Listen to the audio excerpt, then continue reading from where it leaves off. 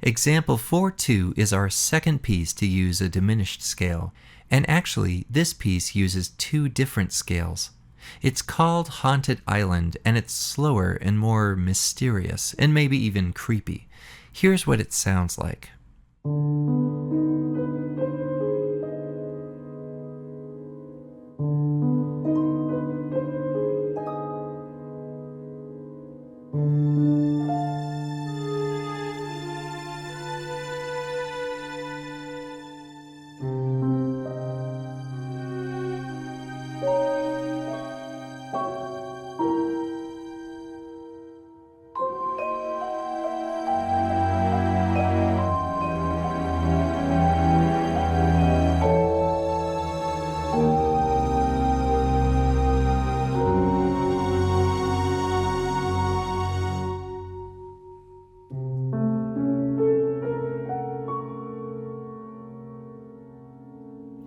Okay, so this sounds very different from our previous piece. Let's start at the beginning with this opening piano phrase in the first couple measures. I'll play it now. So we have a lot of dissonance. We have this D, E flat, minor ninth, and of course that's like a half step spread out across an octave. And we have this B, C, which is another minor ninth. And we also have D and A flat, giving us a tritone. All of these notes come from the D half-whole diminished scale, and that's what we're using in measures 1 through 6. It's interesting, the composer spells out the notes of A flat major. But when it's played against D and B in the bass, it almost sounds like something is off kilter. We don't get the same sense of tonality that we had in the other piece. To me, it sounds more atonal, and I think that's what the composer is aiming for. This is another musical possibility provided by the diminished scale. So the piano phrase repeats, and the second time the composer adds a couple supporting harp chords. Let's keep going. In measures 5 and 6, we get a brief moment of tonality.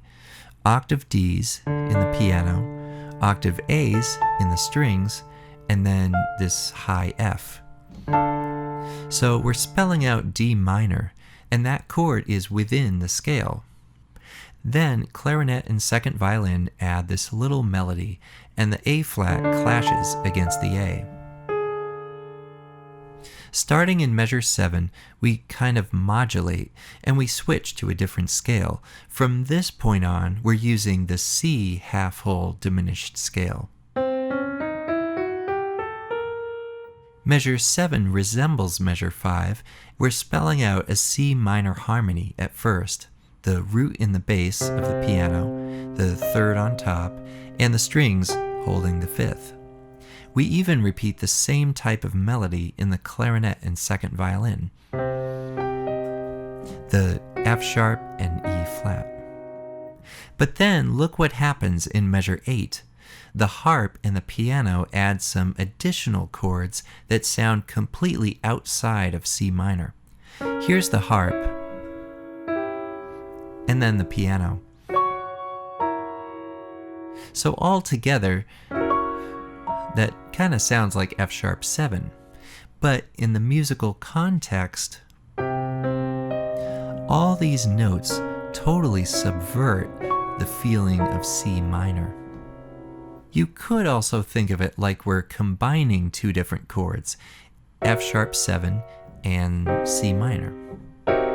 And that gives us a really rich but really dissonant harmony.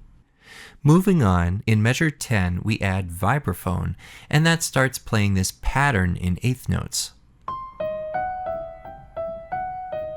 It's like we have a pair of thirds, D sharp, F sharp, and then E and G.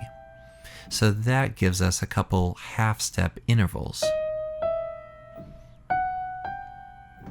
Underneath, we have a simple tritone in the piano, and the strings outline harmony. It's like we have an F sharp 7 chord.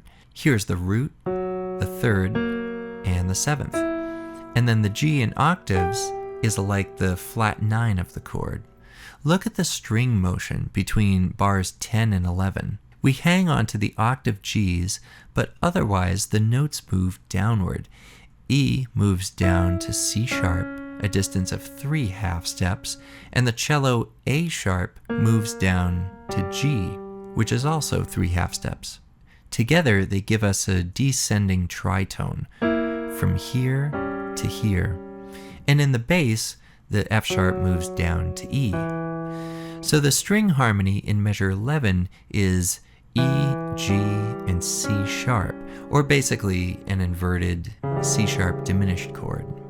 As we approach the end of the piece, we have a few block chords played in almost every instrument. This texture differs from what we've heard so far. There's no melody, no arpeggios, just these vertically stacked chords, with the exception of contrabass coming in on beat 2.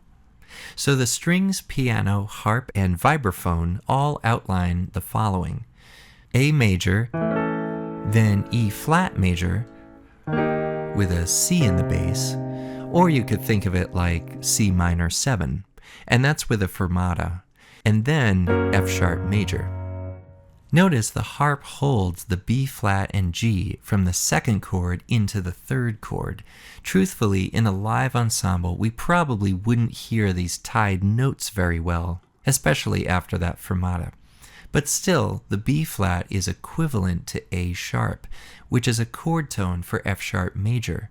However, at this point, cello is holding C natural, and we definitely hear that in bar 13. It's a half step away from C sharp and a tritone away from the F sharps. So we get a little tension there.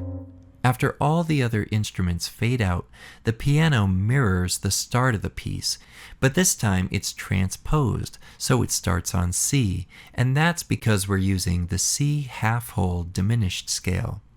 It's also slightly different. Instead of playing the F sharp down here, we move the F sharp up an octave. So now all the notes are ascending, and that brings us to the end.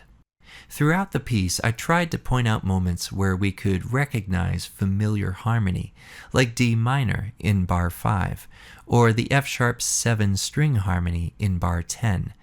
However, in a piece like this, I think it's limiting to assume we're always in a key, and I think the composer isn't really trying to write functional harmony, meaning all the chords are related and each one fulfills a role, like a dominant 5 resolving to a tonic 1 chord. That's not really what we have here. Instead, I think we're meandering between different harmonies that might traditionally sound unrelated. Like in bars 8 and 9, the F sharp 7 intertwines with the C minor. I think we're using the diminished scale to explore these interesting gray areas.